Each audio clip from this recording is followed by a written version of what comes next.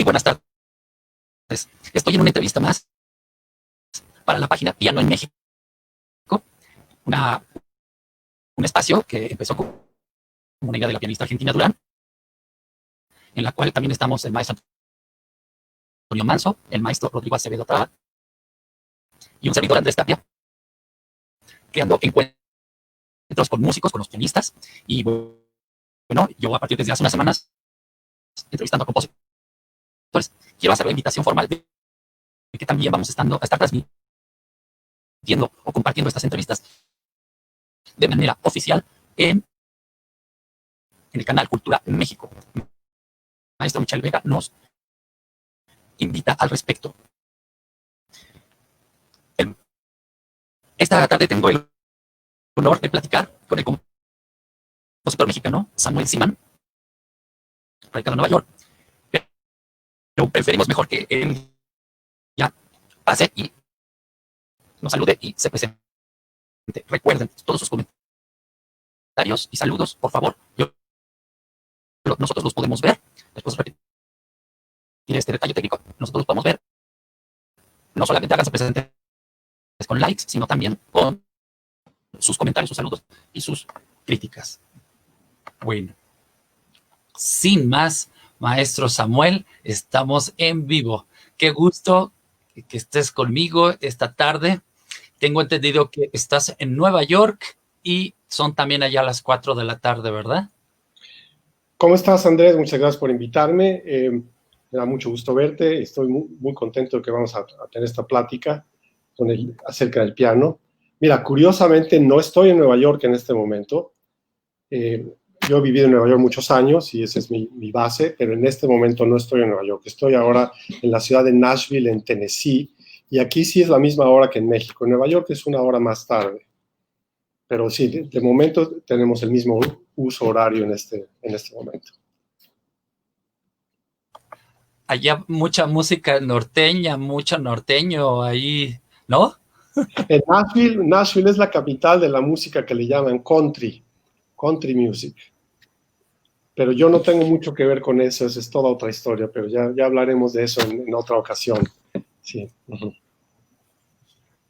Bueno, maestro Samuel Simán, hemos tenido muchas oportunidades, a diferencia de otros compositores, de conocerte mucho más, con más entrevistas y sobre todo porque tu repertorio está demasiado activo con los compañeros músicos, con las orquestas. Tienes una obra que afortunadamente está girando y que se escucha muchísimo, en el sentido mucho más seguido que muchos otros compositores mexicanos vivos y también de los que no están. Tenemos ese honor, ese privilegio de escuchar seguido, inclusive qué es lo que has estado haciendo. O sea, estrenos mundiales, obras recientes u obras inclusive más de otra época. Pero bueno, quiero empezar con la pregunta básica desde el principio, tú te dedicaste estudiaste, si no mal me acuerdo también, medicina. Estás estudiando medicina, pero también empezaste a estudiar composición. ¿Desde el principio fue la composición o tú querías ser un músico en específico de algún instrumento? ¿Cómo fue este arranque? Mira, mi educación musical no empezó con la idea de ser compositor. Yo empecé, como muchas otras personas, con clases particulares. En mi caso, el instrumento, mucha gente lo encuentra muy sorprendente porque mi primer instrumento fue el acordeón. Yo era acordeonista cuando era niño. Mi primer contacto de tomar clases de música, aprender a leer música, etcétera, fue a través del acordeón. Y después de tomar clases de acordeón, no me acuerdo, quizá 1 año o 2 años, el mismo maestro que me daba clases de acordeón era maestro de piano y a mí me atrajo mucho el piano, entonces cambié al piano. El acordeón no lo dejé del todo, pero me enfoqué mucho más en el piano y el piano se volvió el centro de mi educación musical en aquella época. Y tengo muchas historias, por supuesto, te puedo platicar muchas cosas, pero así empezaron las cosas. ¿Cómo se llamaba tu profesor? Mi maestro de acordeón y de piano originalmente era el maestro Martín García, que daba clases de acordeón y de piano en una academia que está en una glorieta que ahora es la glorieta de los Cibeles en la Ciudad de México, creo que es la colonia Roma, si no me equivoco. Y ahí estaba la academia, era una academia que encontramos en la sección amarilla del directorio. Y así fue como empecé. Iba también con mi hermano a tomar clases de acordeón, te digo luego de piano. Más adelante seguí tomando clases de acordeón con el maestro Guillermo López. Guillermo López era en esa época un extraordinario acordeonista y maestro de acordeón, y también era director de banda, etcétera, y está por ahí, es amigo mío de Facebook, hemos mantenido algún contacto esporádico todavía. El maestro Martín García creo que ya falleció hace algunos años, estamos hablando de hace muchos años, yo tengo ahora 64 años de edad, y esto es de la época cuando yo tenía 9 años o algo así. Y el acordeón, me estoy adelantando muchísimo, ¿lo has querido retomar como compositor, hacer algo para él? Mira, hace algunos años en Nueva York entré en contacto con una mujer acordeonista que me encargó una pieza para acordeón y cuarteto de cuerdas, porque supo que alguien le dijo que yo conocía el acordeón. No cualquier compositor sabe escribir para el acordeón. El acordeón que yo tocaba y que yo conozco es el acordeón que tiene un teclado para la mano derecha. A veces que hay acordeones que tienen botones, no sé si conoces eso, y otros acordeones que tienen teclado. El teclado es muy similar al teclado de la armónica. Y la mano izquierda siempre es para botones, siempre son botones en la mano izquierda. Entonces esta mujer acordeonista me encargó esa obra, precisamente, y déjame apagar, aquí hay algo que está sonando en la computadora. Y fue mi contacto más reciente con el acordeón, pero aún de esto hace más de 10 años. Yo, de hecho, tengo un acordeón en la casa, pero casi nunca lo toco. El acordeón ahí está, ahí está. Y si lo tomara, podría todavía tocar, porque es algo que aprendes y no se olvida. Y así, para la composición, no, una vez también me invitaron a escribir unos comentarios acerca de un artículo sobre el acordeón, sobre un compositor pensando en escribir para el acordeón. Pero hasta ahí llega la cosa. No creas que soy alguien que ha tenido mucho que ver con el acordeón los últimos 40 años. Pero está interesante, es muy interesante. Tú lo has dicho, no cualquier compositor ahorita actual, es poquito, muy poquito. Pero sí. Bueno, volviendo al piano, entonces sí. Tú continuaste tu estudio y entraste a estudiar medicina, pero lo de la música te seguía llamando. ¿A qué grado? ¿A empezar a escaparte, a meterte, o ya formalmente estudiar qué? ¿Piano? ¿Ya la composición? ¿Cómo fue? Pues mira, la historia fue así. Empecé a estudiar, tomar clases de acordeón, luego me cambié al piano, me enfoqué mucho más en el piano, siguiendo con el acordeón un poco, luego el acordeón más o menos desapareció. Sabes que participé en concursos nacionales para jóvenes de acordeón, llegué a tocar transcripciones para el acordeón de obras bastante avanzadas, inclusive un concierto para acordeón y orquesta que escribió un compositor americano que se llama Paul Creston. Eso lo estudié con Guillermo López. Pero luego me enfoqué totalmente en el piano realmente, y no sé si realmente estaba yo pensando ser pianista como tal, pero empecé a estudiar piano con un maestro de piano totalmente inusual, porque mi maestro de piano un tiempo fue un extraordinario músico que se llama Héctor Jaramillo. Y Héctor Jaramillo no es pianista, Héctor Jaramillo es flautista, inclusive es el flautista principal, ha sido flautista principal de la UFUNAM durante muchos años. Creo que sigue siendo flautista principal, aunque es un puesto que comparte con otros flautistas de generaciones más jóvenes, ¿no? No, ya no. Ahora ya se ha retirado, tengo entendido, y ahora están otros flautistas, y si no mal recuerdo, la maestra Letia Lozano ya es la principal de la UFUNAM. Sí, el maestro Jaramillo ya no está. Yo tenía esa duda. ¿Qué Jaramillo te referías? Estaba leyendo tu currículum en las otras entrevistas, pero es el flautista, ya legendario, porque ya tiene mucho tiempo y sigue siendo profesor en la ahora Facultad de Música. Entonces él fue el que, dices, no convencionalmente empezó a darte clases de piano, entonces a ti. Sí, fue una historia muy curiosa, porque la persona que nos recomendó que estudiara yo con Héctor Jaramillo fue mi maestro de acordeón, Guillermo López. Mi mamá le dijo, Martín García ya no le quiere dar clases de piano, ya no puede darle clases de piano, tenemos que buscar otro maestro de piano. ¿A quién nos recomiendas? Y Guillermo dijo, háblele a Héctor Jaramillo. Y le llamamos a Héctor y Héctor dijo, pues a ustedes qué les pasa, yo soy flautista, yo no soy pianista, ¿cómo le voy a dar clases de piano? Pero insistimos, le dijimos, Guillermo dice que usted sería el maestro ideal para Samuel. Entonces, muy a regañadientes, Héctor aceptó y me empezó a dar clases particulares de piano. Venía a la casa en la Colonia del Valle a darme clases de piano. Obviamente Héctor toca un poco de piano, si no es que no sepa absolutamente nada, pero no se considera pianista ni mucho menos maestro de piano y yo probablemente soy el único alumno de piano que ha tenido en su vida. Pero aquí viene lo más interesante. Siendo yo alumno de piano con Héctor Jaramillo, no solamente me enseñó cosas de piano, sino que él fue el primero que me estimuló a que empezara yo a componer. El hecho de que yo terminé siendo compositor se lo debo en gran medida a Héctor Jaramillo, porque fue idea de él. Él venía a darme clases de piano y él sabía que a mí me gustaba improvisar, yo tenía un grupo de rock, yo improvisaba, tocaba cosas así muy espontáneas. Entonces, para tratar de sacarle partido a eso, Héctor me dijo, ¿por qué no escribes algo? Escribe algo para flauta y piano y lo tocamos juntos, tocando él la flauta y yo el piano. Y esa fue mi primera composición de toda mi vida, escribir algo para flauta y piano. Yo no sabía realmente ni siquiera escribir bien y los valores de las notas, sabía leer música, pero escribir es diferente. Y escribí una pequeña piececita para flauta y piano, y un buen día que vino a darme la clase de piano, en lugar de darme clase como tal, nos pusimos a tocar la pieza que yo había escrito. Y ahí quedé enganchado, quedé fascinado. Me gustó la idea de que yo puedo inventar algo de música, la pongo en el papel, traes unos músicos y la tocas, y ahí está, y entra en vida, ¿no? Cobra vida. Así empezó mi carrera de composición, se lo debo en gran medida a Héctor Jaramillo. Y otra historia interesante, hablando del piano. Y con lo del piano también. Ajá. Sí, seguí estudiando piano con él. Y mi siguiente maestro de piano después de Héctor fue ni más ni menos que Juan José Calatayud, el legendario pianista de jazz de México. Y curiosamente yo toco algo de jazz, por lo mismo que siempre me ha gustado improvisar. Yo puedo ir a un teclado y empezar a improvisar, pero no se lo aprendí a Juan José Calatayud, porque cuando yo iba a tomar clases con Juan José Calatayud, yo iba a su casa.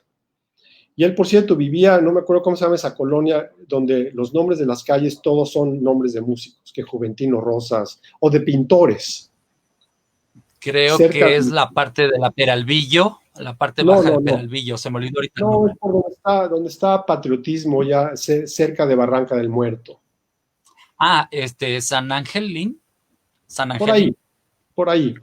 Más bien los nombres de las calles eran de pintores, más bien. En fin, yo iba a su casa y ahí me daba clases él. Y las clases que me daba eran de piano clásico estrictamente. Yo estudié con él preludios y fugas del clave bien temperado de Bach, estudié sonatas de Beethoven. Ese es el tipo de repertorio que yo estudié con Juan José Calatayud. Me tocó ir a oírlo tocar a él muchas veces con su grupo de jazz y me encantaba, pero en las clases él nunca me dijo cómo tocar jazz, nunca. Que siempre lo menciono como un dato muy curioso, porque es fácil imaginarse. Si dices que estudiaste con Juan José Calatayud, debes haber aprendido jazz, pero no fue el caso conmigo. Interrumpo para mencionar, gracias Gabriela, Gaby Sosa, me imagino que también nos está saludando en el sentido, se refiere a Miscuac. ¿Es Miscuac o ya Miscuac, la parte de San Ángel? Miscuac, exactamente. Miscuac, lo que no te acordabas era Miscuac. Exacto. Hay y voy a mencionar algo con mucha confianza, rompiendo. Sí. Hay algo mágico con Miscuac. Muchos grandes compositores y músicos estuvieron o tuvieron vida allí. ¿Sabías que hasta Joaquín Gutiérrez tuvo vida allí? O sea, él estuvo hasta él estuvo en Miscuac un tiempo, luego también Eduardo Gamboa, la maestra, la cantante, ahorita se me fue su nombre, pero otra que también me dijo que vivió en Miscuac. En fin, mucha gente ha vivido o ha tenido momentos en Miscuac. Bueno, hasta yo tuve mi turbulenta infancia en Miscuac, entonces todos algo nos une en Miscuac, no sé por qué. Gracias Gabriela Sosa, gracias por el saludo añadido, gracias por los saludos Olivia Pinal, te agradezco mucho que nos estés viendo, a todos los que nos estén dando like, los estoy leyendo, Felipe Felipe Gordillo, Efraín González, el canal Cultura, bueno, mi señora madre, Gabriela, ya la mencioné, gracias Cintia, si nos estás viendo, y también aquí tengo otros nombres, Álvaro Celaya, Graciela Cetina, Elías Setor, Lina Ochoa, Andrés Sierra, Gaby Guzmán, Sergio Luna y Alfonso Garibay. Pero de cualquier manera, manden saludos porque ya los likes no los veo, y si tienen algún comentario o pregunta, de una vez nos pueden seguir, nos pueden comentar de una vez. Entonces nos quedamos que con el buen Juan José Calatayud trabajaste de la manera menos pensada, el estudiar formalmente el repertorio pianístico. Entonces ya en este momento ya estamos empezando a hablar de una formación seria. Tú ya lo veías como algo serio a futuro para dedicarte a la composición o para dedicarte al instrumento. Ya en este punto fue con Juan José. Falta una parte de la historia fundamental. Yo finalmente ingresé a estudiar piano al Conservatorio Nacional de Música. Y mi maestra principal de piano fue María Teresa Castrillón, una maravillosa maestra, una maravillosa pianista a quien le debo muchísimo. Y estudié muy seriamente con ella y terminé entonces el diploma de pianista ejecutante siendo alumno de ella. Estudié brevemente con Guillermo Salvador también. Todo esto hace muchos años, pero María Teresa Castrillón fue una de mis maestras más importantes en mi formación musical. Como ves, eso me dio a mí un entrenamiento pianístico y el piano siempre ha sido mi instrumento. Yo no me considero actualmente un pianista concertista, no soy de los pianistas que tengo una técnica fantástica, que practico 6 horas al día, que puedo tocar el tercero de Rachmaninoff o el concierto de Prokofiev, ni mucho menos. Pero tengo una cierta fluidez con el teclado y una familiaridad con el instrumento, dado que estamos hablando del piano. El piano para mí es como el libro abierto de la música. El piano, yo en el piano veo todo, ahí veo la orquesta, ahí veo el piano mismo y veo todos los demás instrumentos. Y yo trabajo siempre con el piano y siempre que puedo o me toca escribir para piano, estoy como pez en el agua. Y mucho de eso se lo debo a todos los maestros que ya mencioné, culminando con María Teresa Castrillón. Y otro dato curioso que a veces me gusta platicar en relación al piano es que cuando yo presenté mi recital de graduación en el conservatorio, para graduarme de pianista ejecutante, que se llamaba, presenté un programa bastante convencional, preludio y fuga del clave bien temperado, alguna sonata de Beethoven, no sé, una pieza de Chopin, no sé, pero como encore lo que hice fue improvisar una pieza, que eso no se hace mucho, o no se hacía mucho en esa época en el conservatorio. Y así estaba en el programa, decía pieza improvisada. Y así que eso hice, fui y le expliqué al público, voy a improvisar algo. Improvisé algo como jazzístico, por cierto, y así terminé el recital.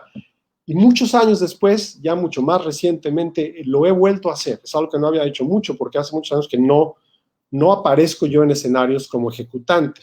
Empecé a hacerlo recientemente gracias a mi querida amiga, la flautista Marisa Canales, que fue la que me ha invitado a tocar mi sonata para flauta con ella, y he tocado el piano, etc. Y de repente también me ha animado a que toque piezas improvisadas. En el mismo momento estás con el público, el escenario, el piano, sales al escenario y dices, voy a improvisar algo, a ver qué sale. Y obviamente hay otras personas que hacen eso, pero rara vez en un contexto tradicional clásico. En fin, ahí te lo menciono. No, al contrario, gracias por mencionarlo. Sí. Es lo que quería, que me platicaras tu historia, sí. Y que me sigas platicando tu historia, por favor, que nos sigas compartiendo tu historia. Sí. Aquí un amigo, supongo tuyo, Elías Ettore, dice, esa es la diferencia entre ser pianista y saber piano. Y ajá, yo le agregaría a su frase le agregaría, esa es la diferencia entre ser pianista y ser un gran músico. O sea, música, hacer música. Eso es lo que yo le agregaría. Nos manda saludos nuestro queridísimo el amigo, el maestro Alex Pashkov, mi señora madre, Jacqueline, te mando un saludo y nos felicita porque estamos aquí. Volviendo allá al conservatorio, entonces tú entraste y saliste como pianista. Aquí la composición, ¿dónde quedó? En el conservatorio, me refiero. Bueno, te voy a decir dónde quedó. En mis años del conservatorio, yo estaba al mismo tiempo estudiando medicina en la Facultad de Medicina de la UNAM. y de eso no vamos a hablar mucho. Me gradué y todo eso, pero en lo que se refiere al conservatorio, el enfoque era en el piano y en la dirección de orquesta. Sé que me estás preguntando dónde quedó la composición. Mis maestros de dirección de orquesta en el conservatorio fueron principalmente Francisco Sabín, yo estudié dirección de orquesta con él, en el conservatorio, y también con el que fue en esa época su alumno más distinguido, que se convirtió en un amigo mío de toda la vida, un director de un talento extraordinario, Eduardo Díaz Muñoz. Yo estudié dirección también con Eduardo Díaz Muñoz, estudié algo de análisis, etc. Y además, en esos años del conservatorio, mi único roce con la composición fue que asistí pocas veces al taller de composición de Mario Lavista, precisamente. Pero no puedo decir que fui alumno de Mario Lavista o que fui alumno del taller, un alumno regular, constante. Asistí unas veces, no me acuerdo cuántas, 2 o 3 veces. Una persona maravillosa, un músico increíble que conoce todo el repertorio. Tú lo sabes porque me lo dijiste que tú estudiaste análisis con él. En fin, entonces yo tuve un pequeño, breve contacto con él, pero fue suficiente para darme cuenta de la clase de músico que es y aprendí algunas cosas, desde luego. Fue el único contacto que tuve con algo de composición en el conservatorio, pero no estudié yo realmente composición en el conservatorio. Lo que pasó después fue que mientras yo decidía si me salía de medicina o terminaba la carrera de medicina o cómo iba a dedicar a la música, tratando de encontrar mi lugar en la música, me quedó claro que yo no iba a ser un pianista virtuoso. Toco el piano, sí lo toco, tengo mi facilidad, como te decía, vamos a llamarle más bien fluidez, pero no para ser pianista concertista. Como director de orquesta, sí puedo estudiar una obra, puedo hacer un ensayo, puedo mover la batuta, he dirigido varias veces, puedo dirigir, pero no sentía yo que iba a ser un director de orquesta con un talento especial, ni mucho menos. Entonces, lo que más me llamó la atención fue la composición. Y por ahí pensé. Y te digo, había yo empezado con Héctor Jaramillo y eso fue lo que me empezó a entusiasmar mucho, seguirme por la ruta de la composición. Y ahí empiezan a salir tus primeras piezas, como las piezas para piano, que las pones en tu catálogo como las primeras. ¿Esas salieron por este entonces? Esas llegaron un poco después, porque lo que debo mencionar también es que cuando estaba yo pensando seriamente en explorar la carrera de composición, entendí que tenía que estudiar más cosas formales de música, porque yo siempre me consideré en esa época que era un músico la mejor palabra que se me ocurre es intuitivo, un músico intuitivo, casi callejero. Es decir, que yo soy músico, empiezo a tocar, a diferencia de alguien que estudió formalmente en un conservatorio desde pequeño, muy seriamente, etc. Entonces, cuando yo empecé a buscar la posibilidad de ser compositor, empecé a escribí un octeto, estoy hablando de 1975 o algo así, sentía yo que tenía que estudiar más seriamente. Había tomado algunas clases de armonía en el conservatorio con José Suárez, un gran organista y extraordinario maestro. No sé si te suena el nombre de José Suárez, que estudió en la Academia de Santa Cecilia en Roma. Estudié armonía, un poco de armonía con él, que me dio mucha dificultad, por cierto, la materia. Y entendí yo que tenía que aprender contrapunto. Entonces, empecé a tomar clases de contrapunto con el maestro Humberto Hernández Medrano, que daba clases particulares. Ese es un nombre que seguramente tú conoces, un gran compositor mexicano que había estudiado en el taller, en el taller de Carlos Chávez, y que había estudiado además en lo que era entonces la Unión Soviética, con Khachaturian, me parece, y no me acuerdo con quién más. Entonces, él daba un taller particular en su casa que le llamaban taller de composición, pero no era realmente de composición, era más bien de contrapunto y un poco de análisis. Había la idea de que si tú querías componer, tienes que saber armonía, saber contrapunto, conocer el repertorio, hacer análisis, antes de atreverte a escribir tus propias cosas. Entonces, en la época que yo estudié con él, iba yo a su casa, creo que era los miércoles en la tarde, principalmente me enseñó contrapunto modal del Renacimiento, estilo del siglo XVI. Y tengo miles de historias acerca de eso, pero no me quiero desviar demasiado. Lo que sí quería era mencionar que fui alumno del taller de Humberto Hernández Medrano, y eso ya entra dentro de la idea de encaminarme hacia la composición. Finalmente, empecé a escribir, armé unas obras y fue toda una historia, pero me fui a Nueva York, logré que me aceptaran en la escuela Juilliard con un portafolio de obras, que le puedo llamar un grupo de obras que hice, y ahí fue cuando escribí las piezas para piano, ya estando en Juilliard.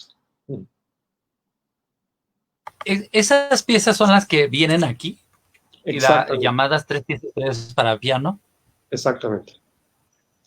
Es interesante porque menciono aquí en la grabación, en la entrevista, menciono que este disco ha salido a tema en estas entrevistas muchísimo, porque también hemos comentado que aquí están unos preludios de Leonardo Coral, sí, y las 2 piezas para piano, y el maestro Alexis estuvo mucho haciendo énfasis en este disco y agradecía que se había podido grabar, y la idea de miniaturas y piezas mexicanas, pues que aborda este disco, lo ha sacado a relucir mucho, y bueno, debería ya de ponerme en contacto con el pianista para hacer inclusive alguna dinámica así, vale la pena. Quiero mencionar otro saludo desde Bolivia de Álvaro Zelaya, con ese, y aclarar, Elías es un amigo de mi señora madre, gracias por estarme escuchando, espero que les esté gustando a todos los que estén, manden un saludo, ya los likes te empiezan a amontonar y no puedo ver quién se está conectando ni nada.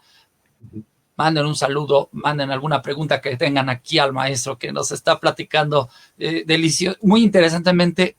Quiero hacerte una opinión, un comentario. Me gusta porque me encanta escuchar lo que me estás diciendo, porque desde el principio tú tuviste una formación musical muy abierta, no cerrada. Nadie te decía, es que tienes que componer o tienes que hacer las cosas de esta manera. Estuviste trabajando repertorio con un jazzista, un flautista te empieza a dar clases para piano, estás trabajando contrapunto con un compositor mientras estás estudiando piano. Eso podría hablar mucho de una persona que se da la oportunidad de abrirse y de integrarse con la música. Perdón, disculpa, maestro. Sergio Luna Pabello me pregunta, nombre del disco que mencionaste. El disco se llama Microcosmos, de Turcios Ruiz. Y bueno, no es que me esté haciendo autoanuncio gratuito, es fortuito. He tenido la oportunidad desde hace 10 años de tener la oportunidad de vender y compartir grabaciones. Yo tengo este disco de alguna manera a la venta, o sea, tengo la posibilidad de conseguirlo y apoyar a quien me los da. Hay discos que me dan los músicos, hay discos que me dan las disqueras, hay discos que me dan los mismos compositores. Inclusive me lo dio y me lo ha dado para vender el maestro Leonardo Coral. Entonces, no duden en contactarme o escribirme para dudas de grabaciones, porque normalmente si no sé, le encuentro la información, les encuentro seguro la información. Entonces, vuelvo a lo que te estaba diciendo. Entonces, me gusta muchísimo porque estamos hablando de que tuviste o te diste la oportunidad de tener una educación completamente disgregada, amplia, y nunca separatista, y nunca te dijeron tienes que ser así, así, así acá. A lo mejor es un poco temprano, pero sí es un muy bonito momento para preguntarte con respecto a las tendencias. Estaban y todavía siguen un poco vigentes las tendencias de ser muy vanguardista, de ser demasiado experimental o de ser demasiado un compositor o un creador de un lenguaje poco convencional, poco tonal y más acercado a otros lenguajes más modernos o más recientes o más pesados, les digo yo a veces de cariño, no por crítica. Y tú siempre has sido un compositor desde el principio tradicional, siempre con un lenguaje tradicional, o alguna vez te llamó la vanguardia, o qué opinión tienes al respecto en general y también en tu obra. Mira, ese tema sale a relucir siempre, en todas mis pláticas, siempre que la gente habla conmigo, siempre sale eso a relucir. Y ha formado una parte muy importante de mi identidad como compositor. Y lo que yo digo es esto. Una de las cosas más importantes en mi vida es la música. Yo amo a la música apasionadamente, me encanta la música. Siento que es de las mejores cosas que producen los seres humanos, de los mejores medios para comunicarse, para expresar emociones, para sentirse vivos, de una manera conmovedora. Si tú escuchas un nocturno de Chopin, se te pueden llenar los ojos de lágrimas. Hay algo en la música, de piano o de cualquier otra cosa, que es profundamente conmovedor. Yo, por supuesto, como he dicho toda mi vida, muchísimas veces, estoy completamente abierto a que la gente haga experimentaciones. Está muy bien que haya vanguardias, que haya todo lo que sea, y hay público para todo. Yo decidí que yo voy a seguir el camino que me satisfaga a mí, que me permita a mí expresar lo que yo quiero expresar musicalmente y comunicarme con el público. Y la verdad es que muchos de los estilos de vanguardia yo no encontraba eco en ellos. Es decir, en la época en que yo me estaba formando como compositor, cuando estaba buscando mi voz de compositor, estoy hablando de principios de los 80, lo que prevalecía era justamente lo que tú dices, lenguajes de vanguardia. Se había utilizado mucho el dodecafonismo, había música electrónica, experimental, música que deliberadamente prescindía del ritmo, prescindía de la armonía, prescindía de la melodía. Tú oías una pieza y eran cosas que un músico del siglo XVIII nunca hubiera reconocido, por decirlo de alguna manera. Entonces, muchas de esas cosas son muy interesantes. Muchos de los músicos que practican o que escriben esa música tienen un oficio y una habilidad extraordinarias y comunican algo que es muy valioso. Y yo me atrevo a decir que deben seguir haciendo lo que quieren hacer. Yo no me opongo de ninguna manera. Pero lo que sí es muy importante es que cada quien tiene que ser sincero consigo mismo. Yo nunca quise empezar a escribir algo que no estaba convencido que yo quería escribir. Aunque hubiera presión externa. Si la presión externa decía, no debes escribir cosas muy tonales o muy tradicionales porque está fuera de tiempo, es anacronista, no viene al caso, no te van a tomar en serio. Esa consideración para mí no existe. Yo tengo que escribir algo que quiero escribir. Y si me dicen, escribe algo dodecafónico, ese lenguaje a mí no me viene a mí natural. Podría ser un experimento, podría ser algo, pero no es lo que me llama la atención. Y una cosa que hay que tomar en cuenta es que la manera como yo llegué a la música, yo había estudiado medicina, estaba tratando de encontrar mi vocación, ya que decidí hacer música, decidí componer, lo menos que puedo hacer es componer lo que yo realmente quiero componer. Es decir, ¿para qué me vuelvo compositor y voy a acabar escribiendo algo que no quiero escribir? No tiene sentido. Entonces eso, por un lado, atrajo atención a mi trabajo, por otro lado, atrajo también algo de hostilidad, no mucha, pero críticas hostiles, por ejemplo, por eso mismo. Es decir, si tú escribes algo tonal y tradicional en 1989, te hacen pedazos. ¿Me entiendes? Porque eres un compositor vivo y no estás escribiendo en el lenguaje contemporáneo de tu época. Pero bueno, ¿de qué se trata? ¿De complacer a los críticos o de escribir lo que tu vocación te dice que debes escribir? Y algunas veces me llegaron a decir que era yo muy valiente por hacer eso. No era que fuera valiente, era que era mi única alternativa. No tenía sentido escribir de otra manera. Y para mí, lo que a mí me atrae de la música es la emoción, el ritmo, el vigor, la melodía, la armonía expresiva, ese tipo de cosas. Entonces, si para escribir un estilo más aceptado en esa época, hubiera yo tenido que quitar esos elementos de la música, entonces mejor me dedico a otra cosa. En fin, no sé si yo te respondo tu pregunta, me pongo un poquito emocional. Totalmente.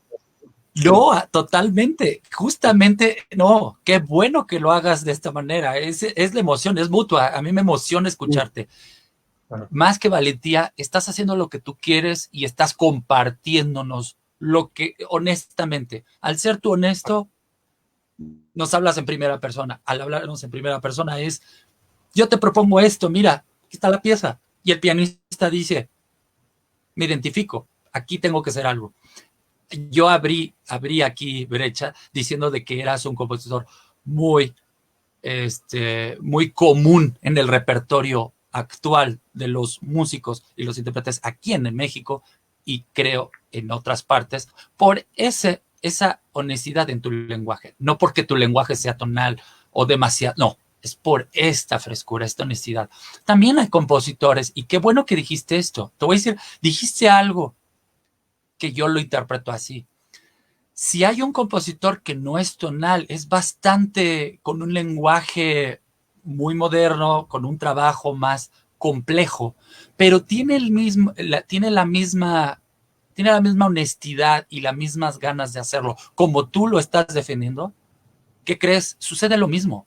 Ahí tienes a Sí, un Víctor Rasgado, ahí tienes por decir nombre, pensé en sí, Víctor Rasgado porque su lenguaje es bastante complejo, es una música emocional, a mí me mueve, y yo le digo, es que es curioso, a mí me suena como música mucho más tradicional, y él me dice, no, Andrés, todo empezó con números, y los números en las fragmentaciones de las notas, sí.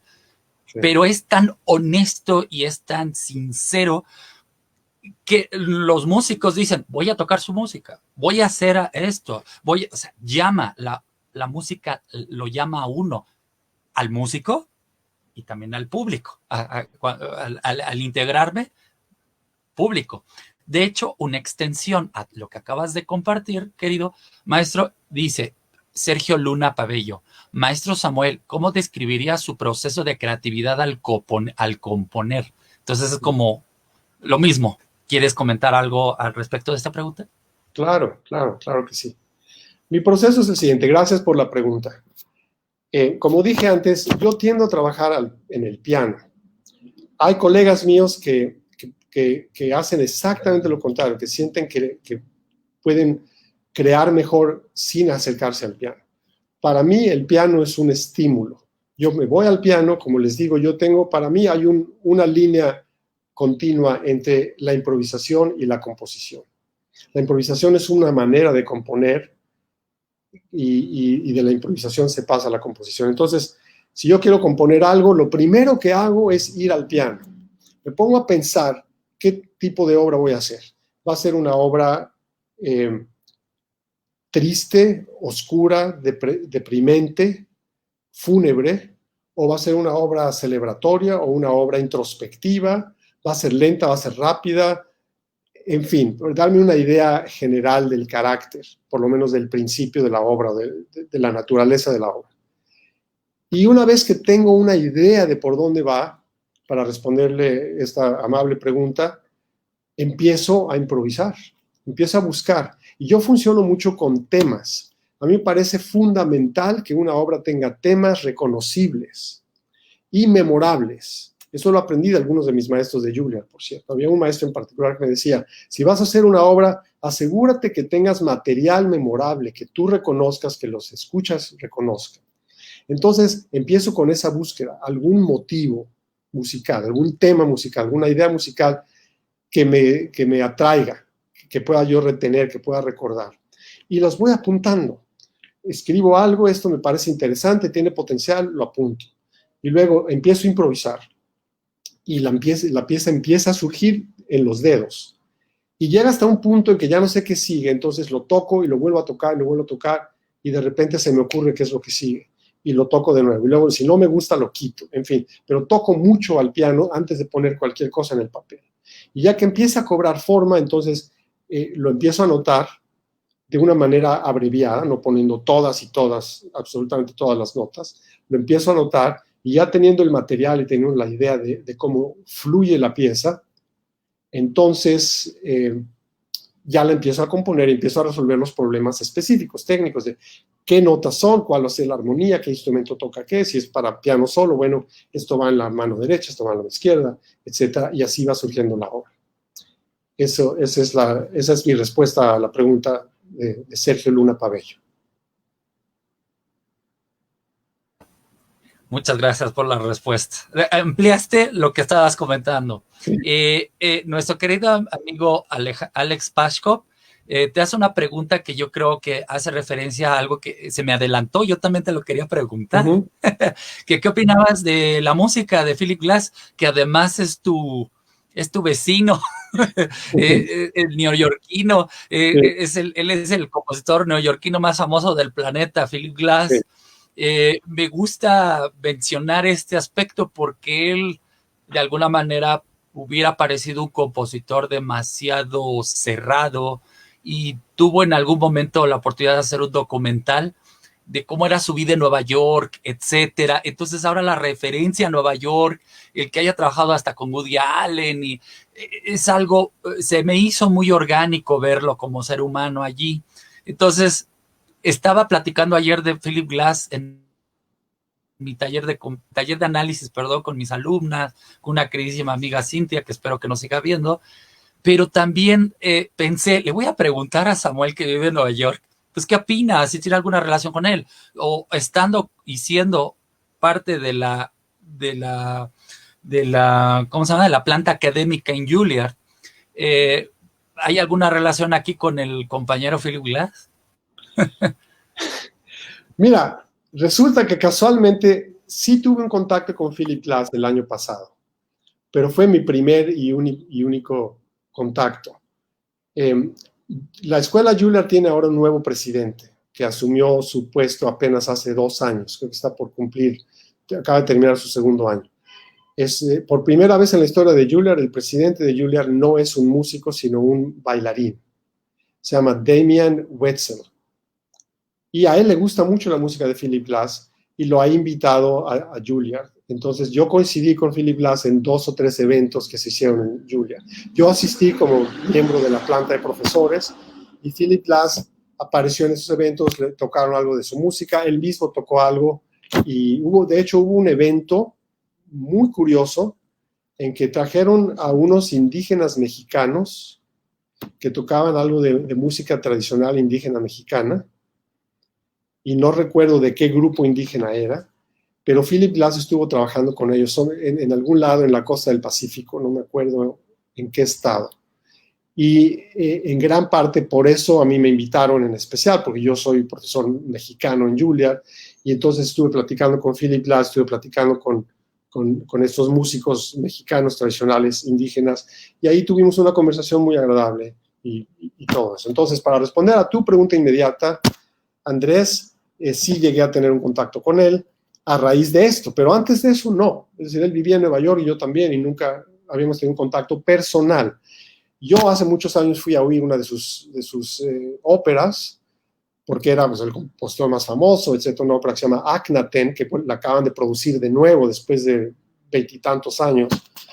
¿Sí? Y, en fin, estoy en público, sí, estoy hablando, y nunca es bueno decir que la música de un colega no te gusta. Sí, tener mucho cuidado. No has dicho ni que te guste, ni que no te guste, pero que has estado, nada. ¿Cómo se dice? Has estado presente, estás enterado, sabes, fuiste a ver a Akhenaton, supongo. Sí. Bueno, la fui a ver hace muchos años, no la nueva producción. Pero para responder a la pregunta concretamente, el minimalismo de Philip Glass no es de mis músicas favoritas. He oído obras suyas que son un poco más atractivas, pero no siento mucha afinidad por el elemento de la repetición excesiva. Pero obviamente respeto a cualquier persona que le guste y entiendo que Philip Glass ha tenido un impacto muy, muy importante, ¿no?, en la música de nuestro tiempo, y eso se lo aplaudo. Es una persona muy inteligente, escribió un libro muy interesante, ha tenido un impacto tremendo, y le tengo mucho respeto, pero esa no es mi música favorita, vamos a decirlo así. ¿Okay? No, bueno, yo me declaro absoluto fan, muy fan. La transmisión de Akhenaton fue aquí un evento en el que estuvimos allí.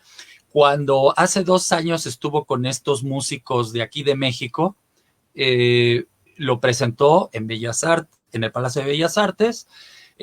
También hizo uno más privado en el claustro de Sor Juana, en esa no entré, pero sí estuve en el de Bellas Artes, sí vi lo que, como que empezaba a improvisar al piano, mientras ellos tocaban, o sea, de alguna manera querían hacer lo que tuviste, querían compartirnos el acto de sentarse y hacer música juntos, lo cual se agradece, como se le agradece a cualquier músico Claro. de cualquier parte del mundo que quiera dialogar, que quiera jugar con la música, es de lo que estamos hablando ahorita, y tú ya lo dijiste con ese apasionamiento que más que necesario ahorita. Y sí soy muy fan, yo no de todas obras, mucha gente que es hasta mi compositor favorito, no, es de 2 o 3 obras que sí considero obras maestras de la historia del siglo XX inclusive, pero estamos hablando de un puñado, de las cuales 3 o 4 sí merecen ese título, que son parte de la historia del arte. Ujú. Y bueno, lo de Akenatón te lo decía pues, por eso.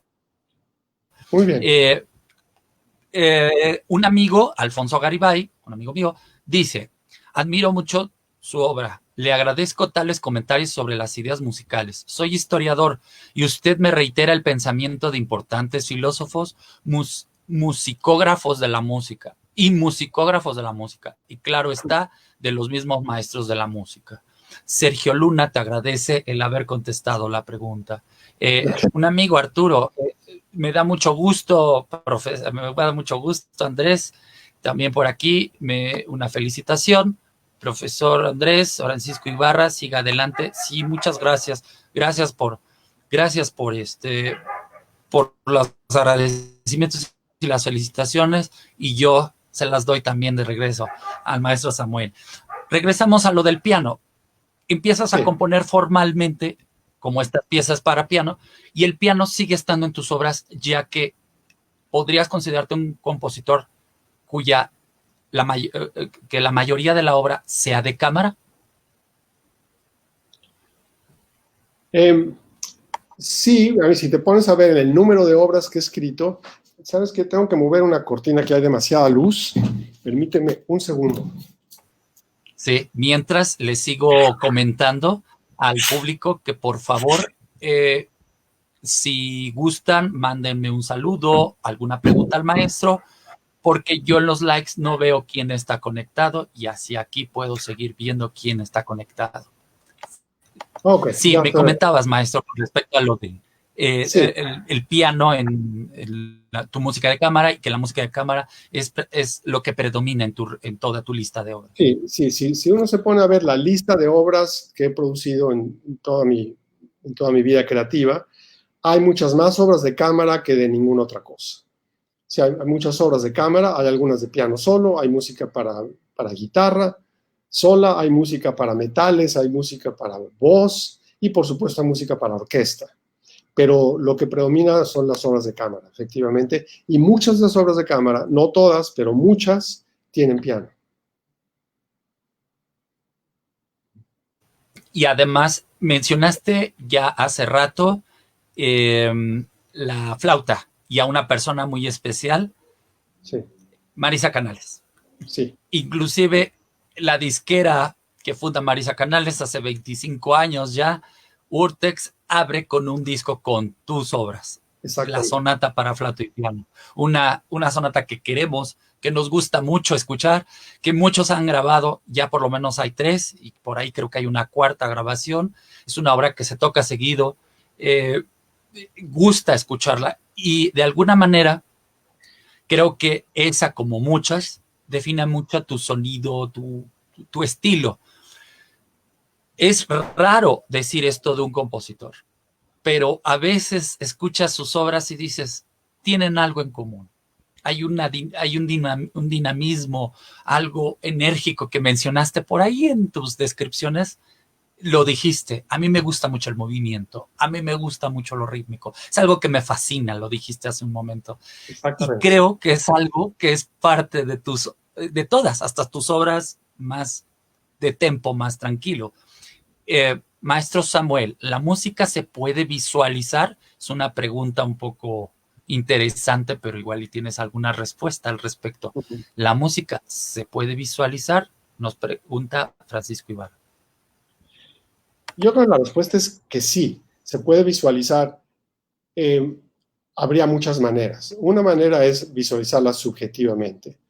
Tú como escucha estás oyendo una obra y mientras la oyes te imaginas cosas visuales. Se puede decir que en ese momento la estás visualizando. Es decir, la música te sugiere cosas, te sugiere imágenes. Tú estás oyendo algo y te imaginas un bosque, te imaginas un río, yo qué sé, eso se ha hecho muchas veces. Por ejemplo, la música programática, música de programa que se llamaba del siglo XIX, los compositores trataban de pintar escenas o contar historias a través de la música, y eso implica una cierta visualización. Otra manera de visualizarla es poniendo una imagen real, por ejemplo, escribir música y luego usar esa música para hacer una película o utilizar, yo qué sé, fotografías o diapositivas, imágenes, asociarla con imágenes. Ese tipo de asociaciones son muy interesantes porque los sentidos empiezan a combinarse y se enriquecen las cosas. Entonces, la respuesta yo creo que es que sí, se puede visualizar en ese sentido. Sin embargo, la música misma es la más abstracta de las artes, porque la música no te dice nada específico. Tú no puedes decir silla con notas musicales. Las notas musicales te dicen algo, pero no es concreto, no es como el lenguaje hablado. Esto es un teléfono. ¿Cómo dices teléfono en música? Bueno, supongo que puedes simular el sonido o algo así, pero no puedes decir cosas concretas. En ese sentido, no se puede visualizar, no se puede concretizar la música porque es un lenguaje, por definición, abstracto. Pero paradójicamente, aunque es un lenguaje abstracto, yo creo que es el lenguaje que más comunica y más une a las personas, porque lo que se dice con música es mucho más profundo, más valioso, más significativo que lo que se dice con palabras. Tiene más que ver con las emociones. Bueno, pues muchas gracias por la pregunta. Gracias, Lalo, por los saludos. El saludo también para ti, interesantes entrevistas. Esperemos que sigan siendo interesantes. Les agradezco, siempre son ellos son los que hacen las entrevistas, los compositores. Estaba mencionando la sonata flauta y piano, pero también hay muchas piezas, como tú dijiste, el piano ahí está. Estaba escuchando la otra vez también la sonata del cello y piano. Entonces, continuando lo de la música de cámara, ¿querías comentar algo al respecto? Sí, bueno, acabé escribiendo muchas obras de cámara porque así se dieron las cosas. Es un poco más fácil que colegas músicos te encarguen una obra de cámara. Juntas a 2 o 3 personas o planeas un recital, quieres estrenar una obra, le pides a un amigo compositor que te escriba una obra, consigues los fondos. Escribir para orquesta a veces es más difícil porque, bueno, escribir para orquesta es más difícil, es mucho más trabajo y necesitas más patrocinio. Te tienen que dar una obra la orquesta o el director. Yo he tenido mucha suerte y mucha fortuna, me han encargado muchas obras de orquesta, conciertos para solista con orquesta, incluyendo un concierto para piano, por supuesto, pero es un poco más complicado escribir para orquesta, como cualquier persona se puede imaginar. Entonces, en tu vida cotidiana, puede pasar 1 año, 2 años en que escribes una sonata para cello y piano, luego escribes un trío, luego escribes un cuarteto, y eso es lo que ha sucedido. Y muchas de esas obras, como dije antes, tienen piano, y me gusta cuando tienen piano, porque el piano actúa como el elemento que unifica todo lo demás, está como al centro. Si escribes un trío, por ejemplo, para violín, cello y piano, el piano es lo que hace que todo se integre, por decirlo así. Ahí ya empezaste a responder una pregunta que te están haciendo, querido maestro Simán. Dice, ¿nos podría platicar sobre cuál es su proceso para escribir para instrumentos que no son el piano? ¿Usa obras famosas de repertorio como modelo? ¿O se basa principalmente en la interacción con instrumentistas? ¿Cuál es tu sistema? Bueno, ya lo estabas empezando ahorita a comentar. No sé si quieras agregar al respecto algo. Sí, es una excelente pregunta. Y de manera muy relacionada, mucha gente me pregunta, ¿cómo puedes escribir para instrumentos que tú no sabes tocar? Por ejemplo, yo no toco la tuba, ¿cómo escribo para tuba? Sí, yo sé que esta pregunta es diferente. Entiendo muy bien cómo va la pregunta. Entonces, el piano para mí es muy natural porque es el instrumento que yo toco, aunque no sea un gran pianista ni muchísimo menos, por lo menos es un instrumento que conozco. Pero poco a poco, a medida que estudia uno orquestación, a medida que escribe uno para orquesta, uno escribe obras de cámara, etcétera, El piano lo uso como mi punto de partida, pero me imagino la sonoridad y las características de los otros instrumentos para responder esta pregunta. Por ejemplo, si quiero escribir un trío, que he usado ese ejemplo porque son de mis obras favoritas que he escrito, me gusta mucho esa combinación violín, cello y piano. ¿Cómo escribo para violín si yo no toco el violín? ¿Y cómo utilizo el piano para escribir para violín? Bueno, en el piano yo puedo tocar la parte de violín, y si además tengo un buen libro de orquestación o de instrumentación y conozco el violín, lo he oído muchísimas veces y conozco el repertorio hasta cierto punto y platico con violinistas, entonces puedo escribir para violín. Lo que la persona que hizo la pregunta señaló que es muy importante es hablar con los instrumentistas, eso es muy importante. A veces, por supuesto, también es útil inspirarse en obras de otros compositores, de los grandes compositores. Como yo soy profesor de teoría de la música y de análisis, siempre estoy viendo música. Estoy viendo la música de Brahms o de Schubert o de Stravinsky o de Bartók, y tengo las partituras ahí, entonces veo lo que han hecho y a veces conscientemente, a veces subconscientemente tomo lecciones, ¿no? De cómo trató Bartók al violín, cómo trató Bartók a unos pasajes en un cuarteto de cuerdas para hacer lo que llamamos en inglés double stops, tocar dos notas al mismo tiempo en un instrumento de cuerdas. En fin, toda una serie de técnicas de ese tipo. Entonces, no uso tanto las obras como modelo, las uso a veces como inspiración o como ejemplos de ciertas soluciones técnicas. Para dar otro ejemplo concreto, escribí, tú lo estabas mencionando, Andrés, cuando estábamos platicando antes de salir al aire, escribí un concierto para orquesta que se llama Tres laberintos concertantes para minería hace 10 años. Esa obra me inspiró el concierto para orquesta de Bartók, pero mi obra no se parece nada al Bartók. Si yo no utilicé el Bartók y no vi, así escribió Bartók el primer movimiento, yo voy a escribir algo parecido. Me inspiró la idea, el hecho de escribir para un concierto de orquesta, pero no es que lo tomé como modelo tanto como tomarlo como fuente de inspiración. Esa es más o menos mi respuesta.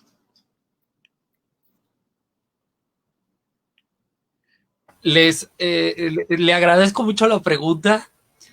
Hay otro comentario que dice, en una novela de Elías, dice, en una novela hay cosas que se dicen y cosas que se muestran. La música creo que yo hace ambas. En mi opinión, sí, no, hace ambas, pero las hace como tú las quieres ver o el concepto que tú tienes de esas ideas. Lo acabas de decir ahorita con el ejemplo del celular, con el ejemplo de la silla. Es lo que también uno tiene. La música lo invita a uno a hacer conciencia de sí mismo, cómo percibe su entorno, su realidad, cómo la recrea en sí mismo. Es algo realmente fascinante. Te agradezco muchísimo los saludos, queridísima Fer Valdés. Sí, muy buena entrevista. Me parece que es fantástica. Estaba con Fer cuando tú me confirmaste que sí, y entonces me sentí que fue de muy buen agüero. Cuando tú me confirmaste, Samuel, Sí. Olivia dice, Olivia Pinal, la mamá de un muy buen amigo pianista, Rolando Valdés, que ha sido motivo de entrevistas pasadas porque él grabó obras de Jorge Vidales, etcétera, etcétera. Su mamá, supongo que es su esposo el que manda este mensaje, o sea, el papá de él. Su mamá manda el mensaje, es Olivia, pero su papá Rolando dice, una delicia cultural esta entrevista con un gran compositor mexicano de talla internacional. Efectivamente. Y además, a mí me siento en casa, me siento que Samuel está aquí al lado de mí, platicando. ¿Qué otra cosa tengo aquí? Ok, continúo volviéndoles a decir saludos y comentarios, por favor, háganmelo saber aquí para que también nosotros les respondamos. Ya mencionaste obra para orquesta también, ya mencionaste obra de cámara, pero ahora me regreso otra vez a las obras para piano. Algo que quieras comentar de lo que ya has comentado mucho. Una obra tan común y famosa es Two Motions in One Moment. tú quisieras comentar, platicarnos algo al respecto. Es una obra que se ha tocado mucho, muchos la han querido tocar. Mauricio Nader la graba, Claudia Corona la graba, en fin, muchos se han acercado a ti a trabajarla contigo. ¿Nos quieres platicar algo específicamente sobre esa obra? Claro, sí, seguro. Efectivamente, de todas mis obras para piano, yo creo que esa es la que se ha tocado más, la más conocida, la más popular. Esa obra la escribí en 1994, me parece, y la escribí para una convención de maestros de música en California. Me encargaron de escribir esa obra porque siempre tienen una sección de la convención que está dedicada a música nueva. Entonces encargan una obra cada año para presentarla en esa convención y para que sea parte de un concurso de jóvenes pianistas, jóvenes talentosos pianistas. Jóvenes, quiero decir, menores de 20 años. Y entonces en ese año me tocó escribir a mí la obra y me dijeron, escribe la obra que tú quieras, solo acuérdate que es para jóvenes. Es decir, no son pianistas profesionales ya formados, son jóvenes muy talentosos que tocan muy bien, pero son jóvenes todavía. Y eso fue lo que hice, escribí una obra que según yo es una obra con mucha energía, muy vistosa, con un tinte muy jazzístico, y por eso tiene un título en inglés además, porque era en un contexto norteamericano y en California, etcétera. Y por cierto, mi hijo fue el que tuvo la idea de cómo traducirla al español. En español se llama Dos movimientos en uno. Porque es interesante que... Dos movimientos en uno. Porque mi hijo, por cierto, es lingüista. Y esto me desvía un poco del tema, pero es muy interesante porque la palabra motion y la palabra movement, al traducirla al español, solamente te da una sola palabra, que es la palabra movimiento. Motion es movimiento y movement también es movimiento. Entonces, a mí se me ocurrió el título en inglés, Two Motions in One Movement, porque toda la obra es de un solo movimiento, pero tiene dos tipos de caracteres diferentes. Por eso lo de two motions in one movement. Entonces, ¿cómo dices eso en español? No puedes decir dos movimientos en un movimiento. Y por eso se le ocurrió a mi hijo decir dos movimientos en uno. Y así funcionó. Y por cierto, sí. Es el mismo hijo que fue la causa de tu obra, ¿dónde está? Déjame ubicarla. Fantasía sobre Eric Seaman. Exactamente. Ese es el mismo hijo. Yo solo tengo un hijo y ese es el mismo hijo, claro. Sí. Él compuso ese tema cuando era muy pequeñito. Estaba tocando cositas en el piano y se le ocurrió ese tema y me gustó y le dije, no sé qué edad tenía, 5 años o 6 años, algo así, estaba jugando en el piano y me gustó su temita. Le dije, oye, Eric, ¿me dejas usar tu tema? Y te prometo que te voy a dar crédito. Y me dijo que sí. Entonces así salió, pero sí es el mismo hijo. Sí, esto me acuerdo que si no era la presentación de este disco, era un concierto de Sinfonietta Ventus y tú estabas y platicaste esa anécdota. Posiblemente fue la primera vez que te escuché. Estábamos en el Blas Galindo. Creo que era o la presentación de este disco o un concierto de ellos y tú te acercaste y hablaste al público y explicaste eso. Esa cosa de, se me ocurrió hacer variaciones sobre el tema de mi hijo que está chiquito y etcétera. Dijiste esa anécdota. Creo que esa fue la primera vez que te vi, por cierto, en mi vida, así de, ya ubico al compositor. Quiero regresar al punto que me mandé. No, tú dime. No, adelante, tú dime.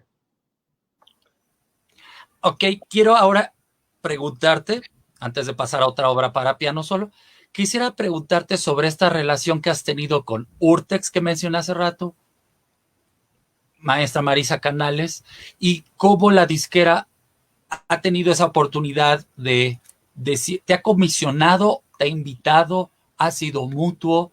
¿Cómo ha sido la relación? Podemos decir con mucho gusto, con mucho agrado, que tenemos una amplia, gracias a Urtex, tenemos una amplia, y no es que esté vendiendo discos, de hecho estoy hablando de discos que ya no se consiguen, para que no me digan que estoy vendiendo discos. O sea, no los estoy vendiendo, estoy hablando del trabajo del maestro. Y tenemos una grata discografía en donde hay obras del maestro. Aunque ya no estén físicamente conseguibles, están los registros y estamos muy cercanos a escuchar la obra del maestro Simán. Entonces, ¿quieres hacer un comentario al respecto de esta relación? ¿Cómo es solamente laboral o es artística o es amigable entre amigos? ¿Cómo ha sido, maestro? Mira, mi relación con Marisa Canales y con Benjamín Juárez Echenique son amigos queridos, personales, entrañables de toda la vida. Tenemos una relación de amistad también con mi esposa Nancy desde hace muchos años. Entonces hemos viajado juntos, nos hemos reunido como amigos a conversar y a platicar, pero obviamente también tenemos una relación musical, vamos a llamarlo, una relación profesional musical. Benjamín Juárez, por ejemplo, ha grabado mi pieza Encuentros para Urtext. Marisa Canales me encargó la sonata para flauta, que es mi obra que más se ha tocado en el mundo y más se ha grabado en el mundo, y se lo debo a ella. Y me ha encargado muchas otras obras. Hemos hecho muchísimos proyectos juntos. Algunos han sido presentar obras en tour, presentar obras en Boston, presentarlas en Francia, en varios lugares, por supuesto en México, en muchos lugares. Y encargar obras, grabarlas, publicarlas, presentarlas, etc. Entonces, Marisa, todo el mundo sabe que el sello Urtext ha hecho una contribución enorme a la difusión de la música mexicana y latinoamericana en el mundo. Eso es indiscutible. Y yo he tenido la suerte de que he podido formar parte de esa familia, ¿no? De la familia Urtext. Inclusive yo jugué un papel, y música figuró, como tú ya lo dijiste, de manera muy prominente en los primeros discos que sacó Marisa. Entonces yo escribí un concierto para flauta que ella estrenó y que dirigió Benjamín, luego y escribí la sonata y todo se grabó en ese primer volumen que estás mostrando. Y esto es una relación que ha seguido durante literalmente 25 años.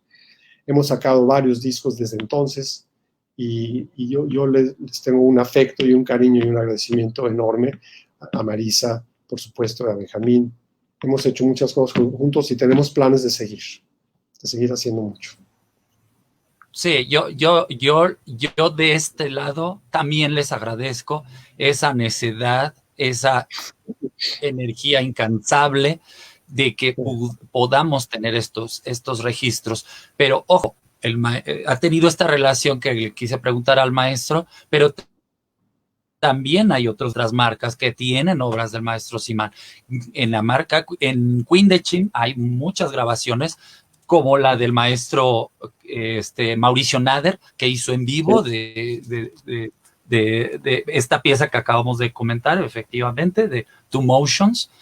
Y está el deliciosísimo disco que tiene el cuarteto de cuerdas, el quinteto para guitarra y cuarteto de cuerdas, que además le platico al público y te platico, maestro, que cuando salió este disco fue cuando fue más o menos el mismo año, 2010, hace 10 años, cuando fue el estreno mundial de la obra de la Sinfónica de Minería.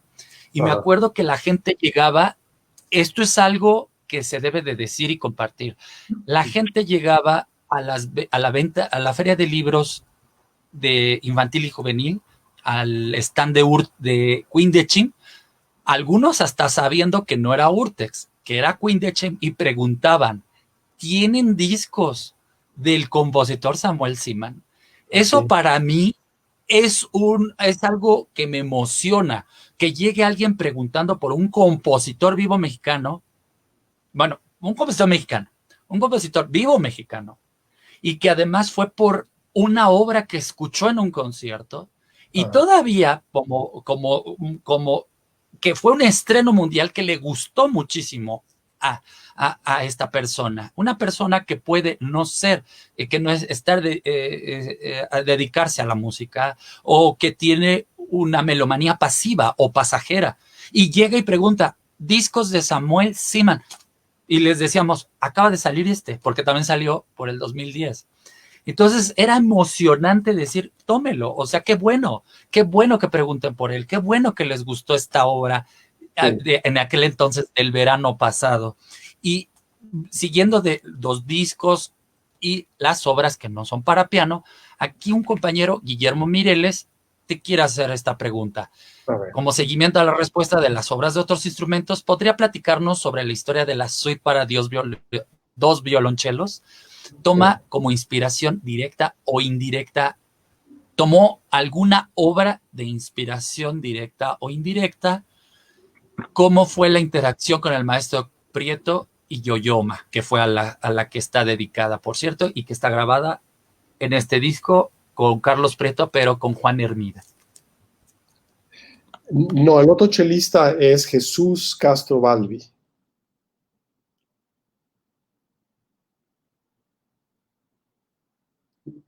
¿Correcto? Sí.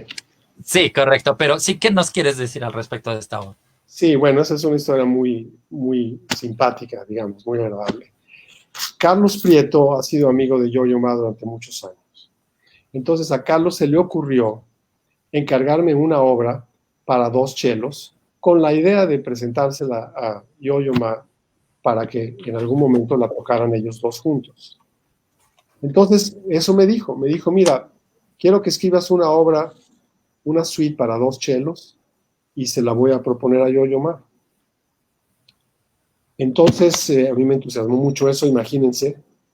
Y para responder a la pregunta que me hicieron, la fuente de inspiración fueron las suites para cello solo de Bach, que son de las obras más maravillosas del repertorio. Es decir, es una suite, una serie de danzas. Esa fue la fuente de inspiración. De nuevo, el estilo es totalmente diferente y no fueron tanto un modelo como una inspiración. Pero lo que es diferente, obviamente, es que es para dos chelos y la idea era tratar a los dos chelos por igual. Y está escrita en mi lenguaje y hay una suite que es como una danza española, otra es una danza un poco latinoamericana y varias cosas así. Es decir, no es una suite barroca, pero la inspiración viene de allá. Y la historia fue increíble porque yo escribí la suite, me tardé un cierto tiempo, se la mandé a Carlos y la idea era que Carlos me iba a avisar cuándo la iba a empezar a ver con Yo-Yo Ma. Para mí era el prospecto de que Yo-Yo Ma tocara algo mío algún día, imagínense. Y pasaron varios años, creo que 4 o 5 años. Yo hasta me olvidé del asunto. Yo le mandé la música, creo que la grabó inclusive antes de que pasara nada con Yo-Yo Ma, si mal no recuerdo, la secuencia de los eventos. Pero un buen día, después de 5 años, me llamó Carlos por teléfono. Por cierto, a Carlos Prieto quiero rendirle un homenaje también y expresar un agradecimiento por todo el apoyo que he recibido de él musical durante toda mi carrera. Ha sido él una inspiración y una persona que me ha apoyado de una manera increíble. Pero bueno, volviendo a la historia, me habló un día por teléfono y me dijo, Samuel, estoy aquí con una persona y quiero decirte lo que estamos haciendo. Te voy a pasar a la persona. Y te pasa el teléfono a la otra persona, y la otra persona era Yo-Yo Ma. Y me dijeron que estaban leyendo mi obra, estaban leyendo la suite. Y pues yo no me la creía, me pareció una cosa increíble. Y efectivamente la montaron, la aprendieron y luego la tocaron varias veces en varios lugares. Esa es la historia, en breve. Oye, pues muchas gracias por responderle al compañero y Sí, además de que quieres platicar y hablar de las obras, aunque no sean las de piano. Pero regresemos a una muy especial, muy fuerte porque estamos en una grande obra de proporciones y duración, que es el concierto para piano. Este concierto que grabó increíblemente la maestra Claudia Corona. Y no sé si quieras platicar un poco sobre la historia de esta obra, cómo ha sido, cómo se ha tocado más, aparte de la grabación que hizo Claudia, que ya mencioné hace rato, ella fue la primera que grabó Two Motions in One sí. Movement. No sé, ¿qué quieras platicar sobre el concierto para piano? Sí, mira, yo he tenido una relación eh, muy grata con muchos pianistas mexicanos. Te puedo dar la lista. Claudia Corona,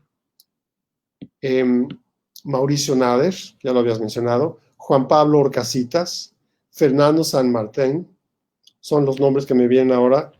Y mi relación con Claudia Corona es de las primeras. El concierto para piano yo lo escribí el último año que era yo estudiante en Juilliard.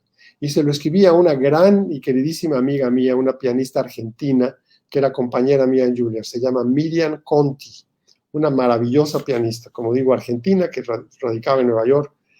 Y yo escribí la obra para ella y la estrenamos juntos. Yo la dirigí, montamos un recital con un grupo de cámara y yo dirigí ese concierto y luego hicimos una grabación, que fue la primera grabación de la obra, y en esa grabación las cuerdas no estaban completas, había un violín primero, un violín segundo, etc.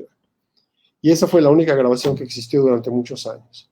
Pero luego desarrollé una amistad con Claudia Corona, que es una pianista a quien aprecio muchísimo personalmente y admiro muchísimo como pianista. Y Claudia Corona es una pianista mexicana radicada en Alemania, y ella se propuso la misión de difundir la música mexicana y tenía la idea de producir un disco, ella producir un disco en que se grabara por primera vez mi concierto para piano con secciones de cuerdas completas, y también grabó en ese mismo disco esta música de José Rolón. Grabó el concierto para piano de José Rolón en el mismo disco y lo hizo con una orquesta de Nuremberg, una orquesta alemana. Entonces es una grabación de la que estoy muy orgulloso. Claudia es una maravillosa pianista, es una grabación excelente.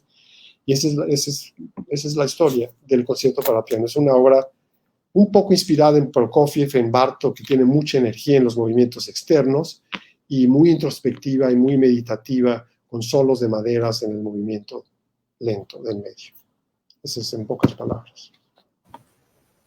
Sí, muy fascinante. Y que me gusta que menciones, tú, no yo, que yo diga, que te escuche decir Prokofiev, Bartók, toda esta cuestión rítmica, toda esta emotiva rítmica, eso que sentimos siempre en tus obras, hasta en las de tempo más lento, siempre sentimos eso en tu música. Muchas gracias por las felicidades, querido compañero Pablo González. Francisco Ibarra dice, maestro, ¿puede comentar un poco sobre tu participación en La Otra Conquista? Lo vi en la lista, ya se me había olvidado por completo eso, yo personalmente, pero me puse a escuchar un poquito sobre ella. Igual, ¿puedes platicarnos un poco? Dice aquí, trabajaste con Jorge Reyes, ¿cómo fue la relación? A ver, ¿quieres platicarnos al respecto? Sí, claro. Yo creo que la persona que está haciendo la pregunta Francisco se va a quedar muy sorprendido de mi respuesta. La música de La Otra Conquista la hicimos Jorge Reyes y yo. Jorge Reyes escribió o produjo o grabó la música de carácter prehispánico. Y yo escribí todo lo demás, la música entre comillas normal, llamémosla europea, llamémosla normal, convencional, que usa los instrumentos occidentales normales, el tema de la película, etc. Pero los pasajes que deliberadamente tratan de sonar prehispánicos, esa música la hizo Jorge Reyes. Cualquiera se imaginaría lo que Francisco se imagina, que Jorge Reyes y yo nos reunimos a trabajar juntos y decidimos, tú te encargas de este pasaje de la película y tú te encargas de este otro, y luego vamos a usar temas parecidos y los vamos a unificar. En realidad, lo que sucedió fue que yo vi a Jorge Reyes una vez. No nos vimos más que una vez. Había una coordinadora musical, que ella fue la que hizo el diseño de la musicalización de la película. Ella fue la que decidió qué partes de la película iba a musicalizar yo y cuáles iba a musicalizar Jorge. Y ella le pasaba la música que yo había escrito y que grabamos, de lo que yo hice, se le pasó a Jorge para que Jorge la tomara como inspiración y tomara algunos temas y luego él los presentara con los instrumentos prehispánicos. Nos reunimos una vez. Y esta vez estuvimos conversando muy bien y él me estaba enseñando sus instrumentos, él usaba instrumentos prehispánicos y también instrumentos electrónicos y todo, una persona muy talentosa. Es realmente una tragedia que lo perdimos hace algunos años a Jorge. Y esa es la respuesta. Mi participación junto con Jorge Reyes fue casi nada. Si fue a través de una tercera persona que era la coordinadora musical. Me hubiera gustado interactuar más con Jorge, pero en parte por eso que yo vivía en Nueva York. Sí, trabajé en la película en México muchos meses, pero me tocó a mí hacer mi parte antes que la parte de Jorge. Cuando Jorge trabajó en lo suyo, yo ya estaba en otro lado y no coincidimos gran cosa. Esa es la respuesta.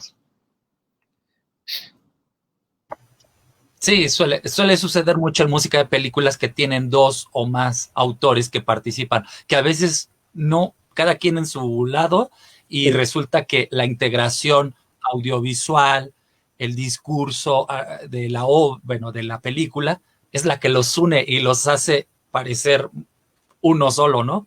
¿Alguna sí, otra obra de cámara que quisieras comentar con respecto al uso del piano? Mencionaste hace rato el trío, que era algo muy especial para ti, y sí, también aquí tengo bueno, estoy pensando en los discos más que en tu lista, sí. la sonata concertante para violín y piano, muy interesante obra, muy enérgica. Además, en mi comentario muy personal, es de que esta parte enérgica, muy, estos chicos grabaron, me refiero a Alan Snow y Sí. a Joan Chang, violín y piano, reunieron a propósito obras muy casi percutivas de compositores mexicanos, y agárrate, o sea, desde el principio, la energía, y cuando uno cree que ya voy a descansar, llega la del maestro Simán, ¡pum! Y otra vez vámonos, o sea, Sí, que te agarra el ritmo, la energía. Este sí. disco lo quiero mucho, es el hijo de Beatriz Helguera, Alan.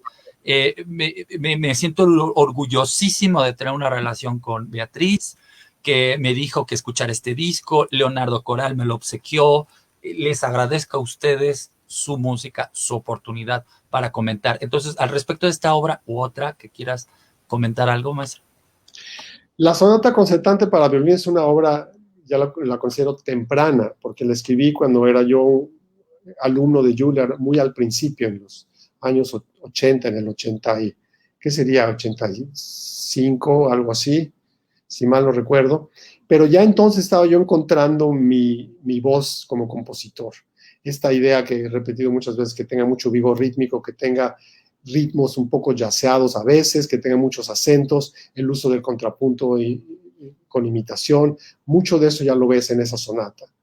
Y tengo muchas otras obras que llevan piano, he escrito quintetos, hay toda una serie de quintetos también. Y piano, tríos para piano, cello y violín, hay tres, he escrito tres de esos. Y el más reciente lo escribí en 2005, es una obra que se llama Search, que tiene una parte de piano muy vigorosa también. Y, en fin, hay otras obras que salen en el catálogo, una que escribí el año pasado, hace 2 años, fue una obra en que participó Tambuco, una obra para una coreografía que hizo un coreógrafo colombiano que tiene que ver con la firma de los tratados de paz en Colombia. Esa obra es para coro, tambuco y piano. Y el piano también es lo que hace que funcione. No sé si sabías tú un poco de esa obra, pero la menciono porque el piano No, esta la presentaron aquí, disculpa, recuérdame, cuéntame más, ¿cómo se llama la obra? Disculpa. se llama Sacrificio, con X, Sacrificio. Y es una obra que muestra el impacto que tuvo el conflicto en Colombia y el significado profundo de por fin haber llegado a un acuerdo de paz, que le valió el Premio Nobel de la Paz al presidente Santos en 2016. A mí me invitaron a hacer la música de esa obra y estuve trabajando con Tambuco, entonces se estrenó en Bogotá y luego lo hicimos en la Ciudad de México también. Pero lo importante es que lleva el Es que no piano. me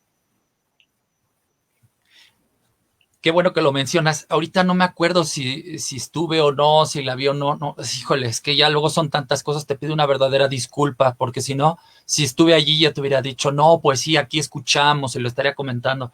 No lo recuerdo, solo recuerdo la referencia de Colombia y de Tambuco. Pero bueno, qué bueno que menciones la obra. Dijiste quintetos, supongo que te referías, una de ellas era Música para Cinco, que le dedicaste a este gran ensamble, el cual estamos muy agradecidos, el público, los músicos y todos, por la difusión de la música contemporánea o reciente, que es el ensamble Onyx, Claro, comandado por Alejandro Square. Y sí. supongo que a este quinteto te referías. Ese es uno de los quintetos, claro. Sí, y he escrito otros quintetos, hay quintetos que tienen piano y tienen... Hay un quinteto para trío de cuerdas, piano y contrabajo, pero ese no creo que lo conozco, no está grabado comercialmente. Pero en fin, muchas otras obras de cámara que llevan piano, como habíamos dicho. Pero esta música para cinco es otra obra que se ha tocado con alguna frecuencia y, en fin. Uh-huh. De hecho, también una de las primeras obras que conocí, de los primeros conciertos de Onyx, tocaron esa obra. Y cuando Ah, la vi grabada dije, no, tenían que grabarla porque tenían que publicar la grabación porque es de esas obras que tocaban a cada rato. O sea, es parte ya de lo que es Onyx, además. sí, Alejandro Square es una Ahora maravilla. hay otra. Sí, y el que grabó la sonata también grabó la sonata para flauta y piano con Mauricio Nader. No cualquier grabación. Para mí es la más veloz, pero la que le saca toda la carne vigorosa de tu obra. Es que se la lleva intensa, intensa hasta el final. Pero interesantes grabaciones. Tenemos esa y tenemos otra totalmente diferente, la de Evangelina Reyes con Camila Sí, Goila, que es excelente también. lírica, canta totalmente otra y la misma obra. Y también quería preguntarte ahora por esta pieza. Mencionaste la relación con Fernando San Martín. Sí, Estuve viendo el video donde San Martín tocaba también Two Motions on one Moment y también la, mencionaste a la quería mencionarlos a los dos antes de que se me pasara, a Claudia Corona, el concierto para piano, y el verano pasado tuvimos la oportunidad de escucharle a ella en vivo variaciones sobre un tema original, sí, obra que tocó en vivo Claudia, no me acuerdo, ella no la ha grabado, pero la grabó nada menos que Jorge Federico Osorio en un exacto. disco muy importante, histórico, que toca también el concierto para piano y orquesta de Carlos Chávez, no cualquier cosa. Sí. Entonces quería que me platicaras un poquito sobre esta obra, esta grabación de Jorge Federico Osorio. Para mí fue un honor escucharle una obra tuya a él. No sé si quieres platicar un poco la historia de esa obra y cómo ha estado. Sí, por supuesto. Bueno, el origen de la obra está relacionado también con mi amiga, la pianista argentina Miriam Conti. Ella estaba planeando un recital con la idea de presentar varias obras en la forma de temas y variaciones, tema y variaciones. Entonces, escribí esta obra para ella. Perdón. Me parece que fue en el, Salud. gracias, en el 2007, me parece. Es de mis obras para piano solo más ambiciosas, por cierto. Es una obra que tiene pasajes muy, eh, ¿cómo puedo decir? Dramáticos, muy dramáticos. Y es un poco más disonante que otras obras. Por ejemplo, Two Motions es mucho más accesible y las variaciones son, como digo, más complejas, más ambiciosas. Entonces la estrenamos en Juilliard, la estrenó Miriam en Juilliard y ahí quedó la obra. Después se la mandé a Claudia y Claudia, tú sabes que la tocó en México en la Manuel M. Ponce recientemente, pero en algún momento yo tengo una amistad, una relación con Jorge Federico, a quien admiro profundamente, un extraordinario artista. Y hemos interactuado algunas veces. Él vive en Chicago y su hijo era alumno de viola en Juilliard. Entonces nos vimos una vez cuando Jorge Federico y su esposa fueron a escuchar el recital de grabación de viola de su hijo, de Santiago. Y ahí coincidimos y platicamos de varias cosas y en algún momento se me ocurrió mandarle mis variaciones a Jorge Federico y le gustó la obra y decidió incluirla en ese disco. Así fue como sucedió, que para mí es un honor increíble, porque el disco lo que tiene, como tú dijiste, es el concierto para, ni más ni menos que el concierto para piano orquesta de Carlos Chávez, pero ahí incluyó mi pieza. También tenía un poco de tiempo todavía en el disco y decidió incluir esa obra, que se lo agradezco a Jorge Federico muchísimo. Y que además yo me quedé muy entusiasmado de una especie de reseña que hizo el principal de Classics Today. Me gusta cómo cómo se emocionó con la grabación de del concierto de Carlos Chávez y que se emociona diciendo, es que hay más música mexicana de la que conocemos, aquí hay alguien y aquí hay otro y acá hay otro y como Samuel Siman, hay muchos y hay mucho de dónde escoger.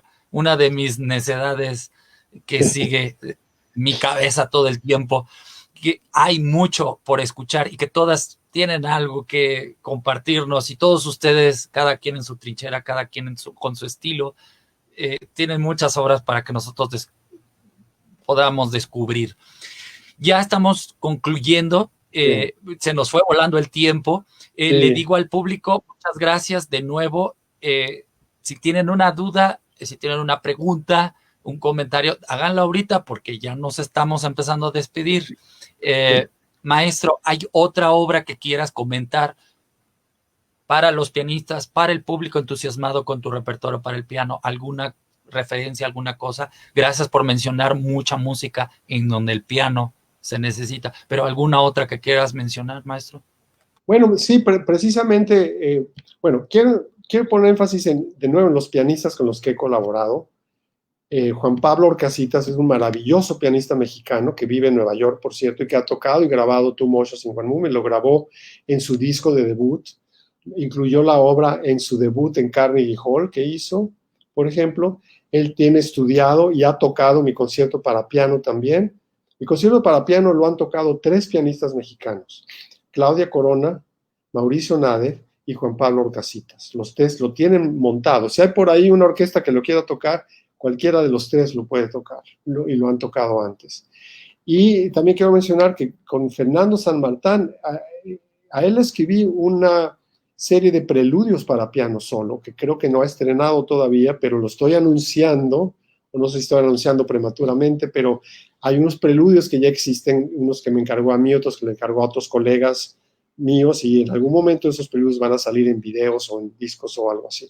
Esa es mi obra para piano más reciente, por cierto, y es para piano solo, entonces está dentro de todo ese esquema. Y hace poco escribí una pieza para coro con acompañamiento de piano que estaba por estrenarse en Bogotá este verano pasado, y por la pandemia también se pospuso. Esa tiene poemas de la gran poeta o poetisa mexicana Pura López Colomé. Ella escribió una serie de poemas y les puse música para coro y piano, y claro, el piano juega un papel central también. Y ya quizá para concluir, estoy ahora trabajando en una cantata sobre Cuitláhuac, pero esa quizá no viene tanto al caso porque, claro que tiene piano ahora porque estoy escribiendo todo con reducción de piano. Lleva voces solistas y va a tener bailarines y danzantes y coro y un montón de cosas. Y eventualmente va a ser con orquesta, no con piano, pero por lo pronto el piano ahí está porque lo tenemos que ensayar con piano. Y no sé si con esto nos despedimos. ¿Hay otra pregunta? No, está muy bien. Te adelantaste a mi siguiente pregunta. ¿Qué viene, maestro? Aunque no sea para piano, pero ya me respondiste las dos. Sí. 2 en un movimiento. 2 respuestas en un movimiento. Exactamente. Muchas gracias por sus respuestas, dice Francisco Ibarra. Maestro, podríamos encontrar en su obra algo sobre la más hermosa música del mundo. Yo opino que es al revés. Toda la música del mundo es hermosa. Toda. Y como decía Stravinsky, un poco pesado, en la que no conozco mala música. O es música o no es música. Pero ese es un comentario muy pesado de Stravinsky. Alex Pashkov, muchas gracias por la entrevista. Sergio Luna, felicidades a la entrevista al maestro por su conducción. Gracias. Yo también les agradezco mucho que me hayan visto. Les agradezco mucho. Y yo creo que efectivamente ya damos por concluida esta entrevista, que en un principio me dijiste que a lo mejor nos tardábamos 1 hora y te dije, nos íbamos a quedar mucho. Claro, así se dan las cosas. Estoy viendo que hay preguntas, que hay interés, pues claro. Te agradezco yo muchísimo a ti, Andrés, y a todas las personas que vieron la entrevista, que enviaron sus preguntas. Y bueno, vamos a seguir comunicándonos con música. Y esperemos que esta emergencia sanitaria pase para que podamos tocar la música en vivo de nuevo, reunirnos en salas de concierto es uno de mis deseos más fervientes, pero sobre todo que la gente se conserve saludable y, y bueno, a seguir adelante, seguir con música. Muchas gracias. Sí, como lo comenté, el maestro Siman, siempre que tocan su obra, cuando puede, él está presente y agarra el micrófono y se pone a platicar.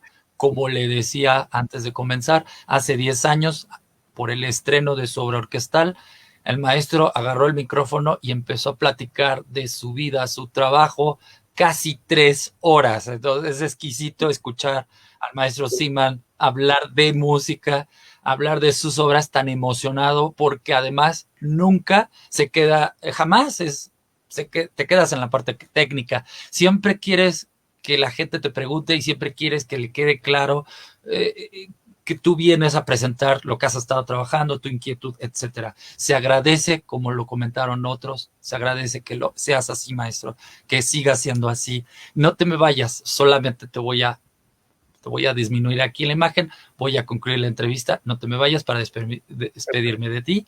Gracias, Andrés. Gracias. Gracias, maestro. Y bueno, quisiera solamente despedirme diciéndoles que en la página de Cultura México y Piano en México, esta entrevista será integrada.